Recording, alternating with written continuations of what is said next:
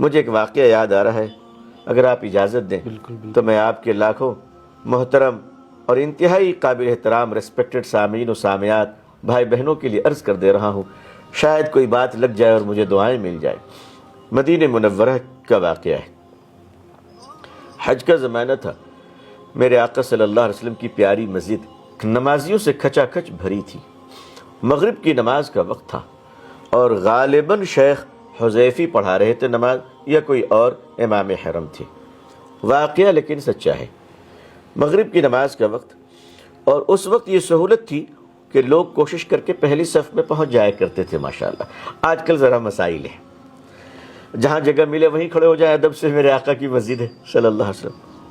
تو پڑوس کے ملک کا ہمارا ایک بھائی پہلی صف میں ذرا امام صاحب کے فاصلے پر ان کو جگہ مل گئی مغرب کی نماز کے لیے ماشاءاللہ۔ خوش نصیبی ہے بھائی، خوش نصیبی ہے، ہم تمہارے نصیب پہ ناز کرتے ہیں۔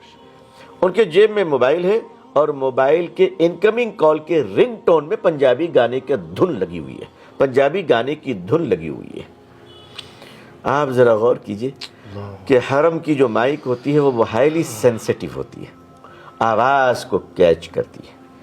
مغرب کی نماز کا وقت ہے، میرے آقا صلی اللہ علیہ وسلم آرام فرما رہے ہیں، آپ کی مسجد ہے جہاں مصلی پہ امام صحابی قیرت قرآن کریم کی تلاوت بڑے ادب سے کرتے ہیں کہ میں یہاں قرآن پڑھ رہا ہوں، وہاں روضے میں صاحب قرآن سماعت کر رہے ہیں، حضور صلی اللہ علیہ وسلم خود سن رہے ہیں۔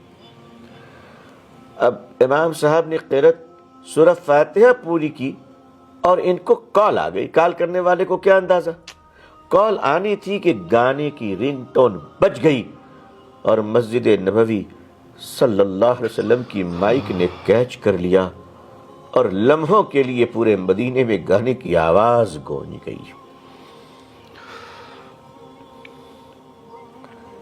یقین جانیے اللہ میرے آقا صلی اللہ علیہ وسلم کی اس امت کو معاف کر دیجئے۔ میرے آقا صلی اللہ علیہ وسلم اپنی امت کو اپنی شفاعت نصیب فرمائیے۔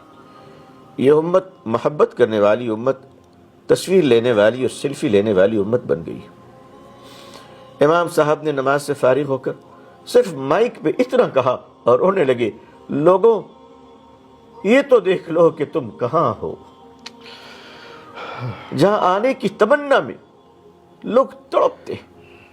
اسی لیے میں بہت چھوٹا آدمی ہوں، میں یہ گزارش کرتا ہوں خدا کے واسطے موبائل اور اس کے کیمرے پہ قابو پا لیجئے۔